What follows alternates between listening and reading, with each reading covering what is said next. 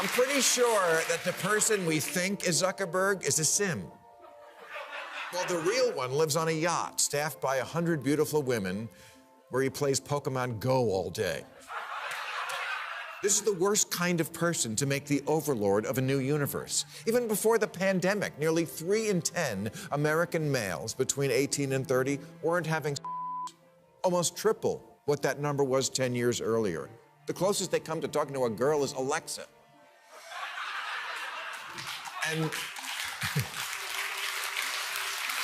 But that's Mark's vision, that two friends can attend a concert together when in reality, I mean the old reality, both are really sitting at home. What great fun, especially for the band playing to an empty stadium.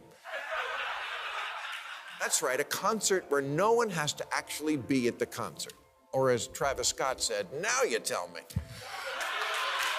Bill Maher just unleashed a blistering takedown of Facebook founder Mark Zuckerberg, and the outcome is both unexpected and hilarious.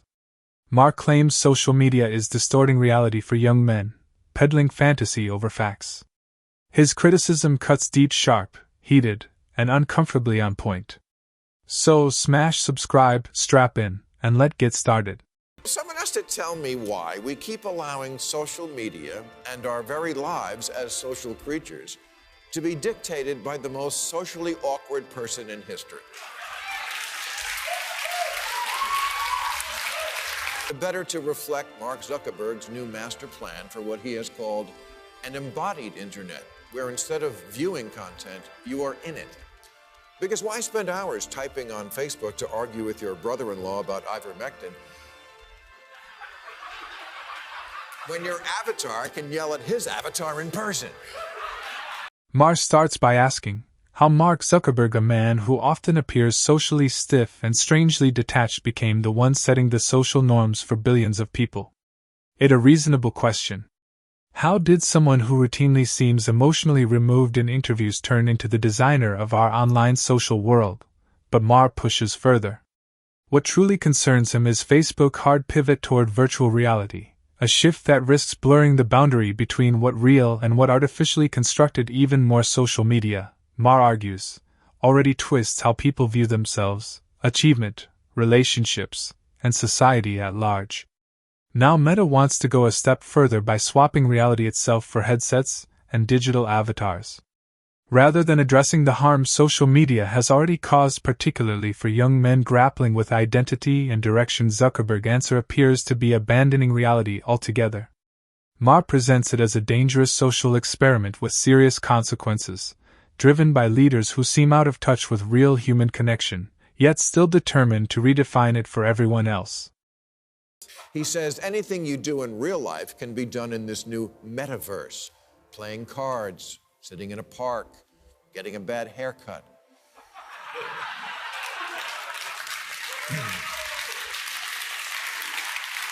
It's easy. You just put on goggles, gloves, and, I don't know, suction cups on your balls, and now you're in the magical land of the metaverse because everyone looks cool with shit strapped to their head. In the metaverse, you can tour the pyramids or have a sword fight with a duck. All without having to leave the comfort of your parents' basement. Maher continues by arguing that the metaverse creates seductive illusions, digital fantasies so immersive they risk becoming addictive, drawing people away from genuine human connection. These artificial spaces promise confidence, status, and companionship instantly, yet offer none of the personal growth that comes from real-life interaction. Not long ago, men went out into the world, met women in person, took chances, faced rejection, and developed social skills through experience. Today, many young men struggle to even begin a conversation, let alone build attraction or sustain a relationship. Maher says this shift is no accident. Technology has erased rejection, discomfort, and effort, replacing them with screens, simulations, and avatars. The outcome is a generation caught between isolation and illusion, frustrated, lonely, and uncertain how to function in real-world social situations. Rather than helping men grow more confident and socially skilled, platforms like the metaverse often make withdrawal easier than self-improvement. And that, Maher argues, is where the real harm takes hold. But that's Mark's vision, that two friends can attend a concert together when in reality, I mean the old reality, both are really sitting at home. What great fun, especially for the band playing to an empty stadium. That's right, a concert where no one has to actually be at the concert. Or as Travis Scott said, now you tell me. Maher's message is clear and impossible to miss. Nothing can substitute for real human relationships.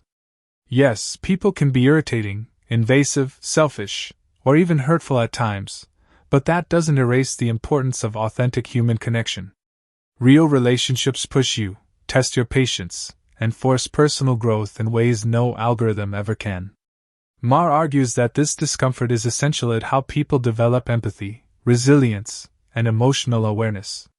Yet instead of reinforcing those connections, Zuckerberg seems intent on creating a world where fantasies are instantly gratified, effort is optional, and discomfort can be completely avoided. In that digital realm, avatars take the place of real faces, simulations stand in for intimacy, and validation is generated automatically. Maher warns this isn't advancement, it escapism on a massive scale. By offering artificial satisfaction without consequences, the metaverse threatens to weaken the very skills that give human relationships their depth and meaning. And once those skills fade, rebuilding them in the real world becomes far more challenging. But I must say, I'm a little worried that if we get ourselves too far away from reality, we won't be able to find our way back. Phoning used to be a bad thing, and keeping it real was good. That's why I named the show Real Time and not Avatar Time.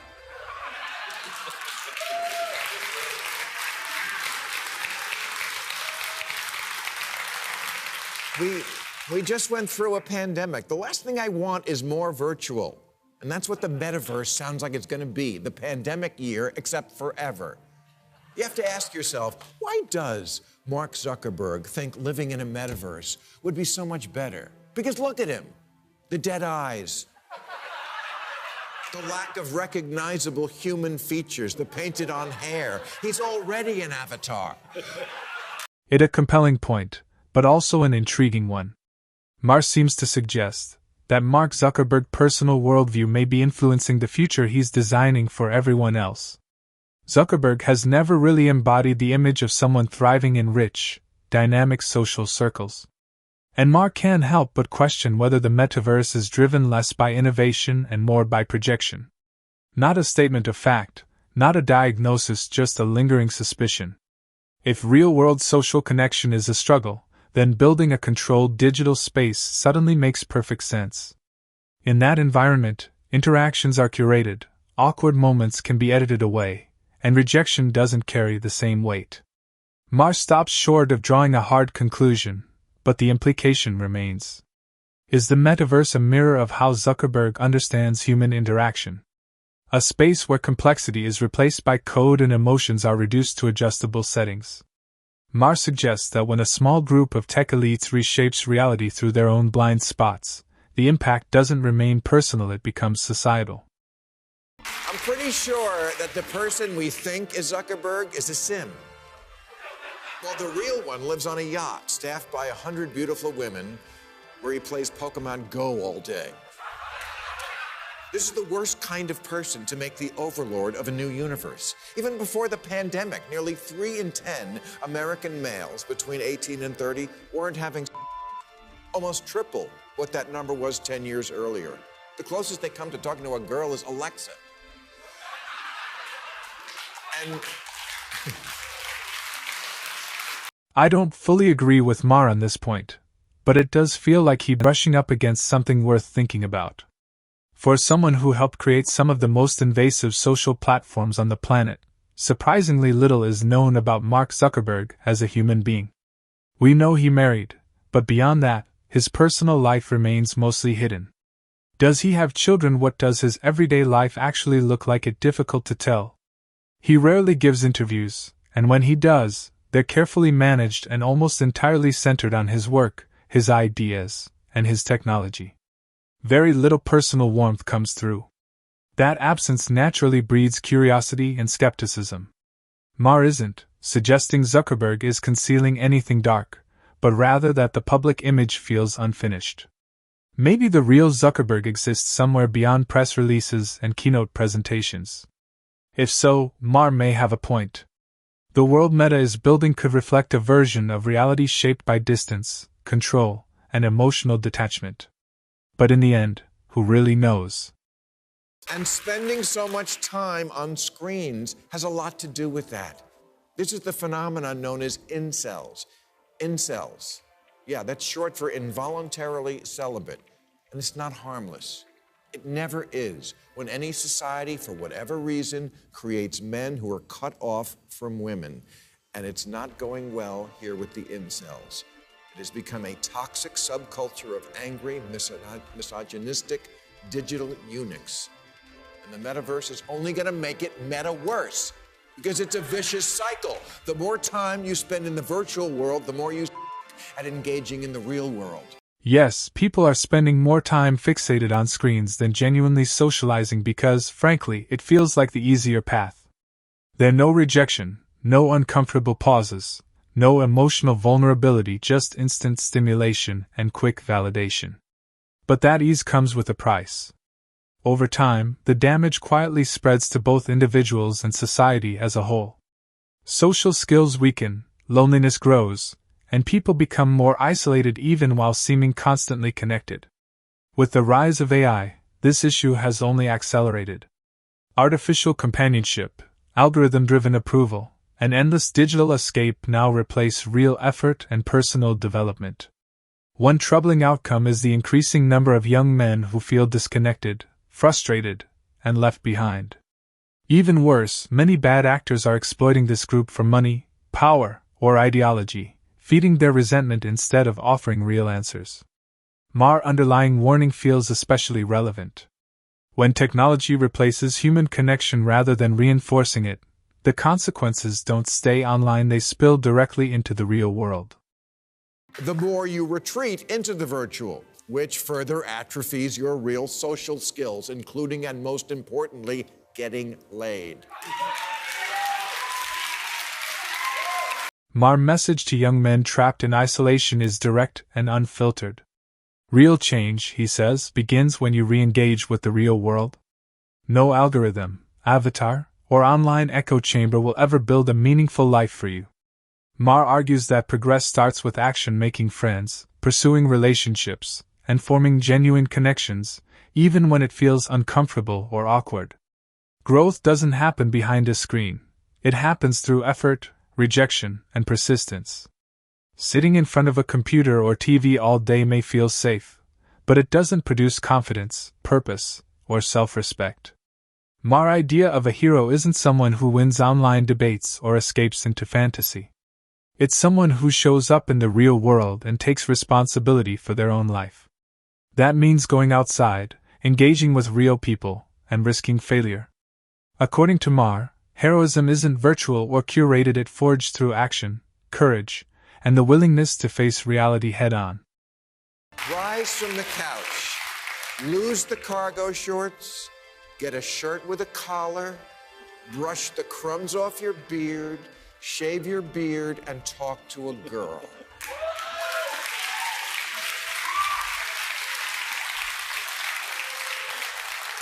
Earn it. Earn being heroic by taking that long, brave walk across a room to ask someone out. The vast majority of men don't have to fight wars anymore or hunt for food, and Lord knows there aren't any real Lokis or green goblins to fight. The one place you can step up and show courage is this: be a hero to women.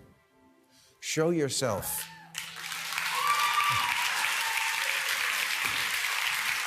That the reality, no one else is coming to fix their lives for them.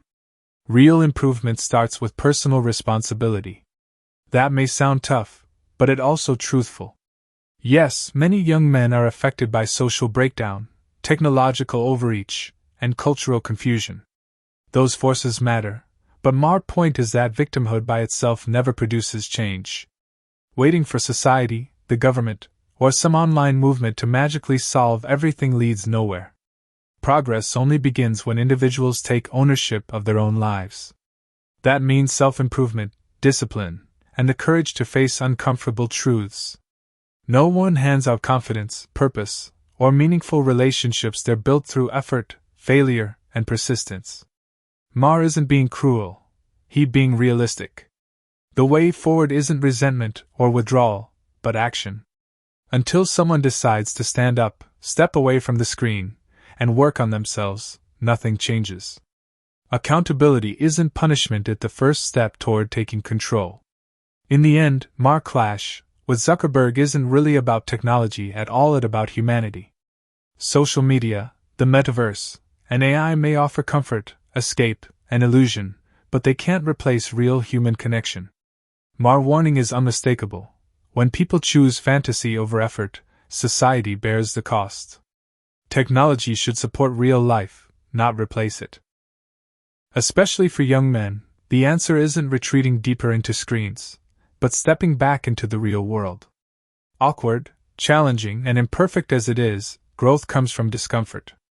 Relationships come from effort, and purpose comes from responsibility. No headset, avatar, or algorithm can replace that. If there's a path forward, it doesn't start with meta-vision of reality, it starts with individuals choosing to live in the real one. And that brings us to the end of today's video. If you enjoyed it, hit the like button and subscribe for more content like this. Thanks for watching, and I'll see you next time.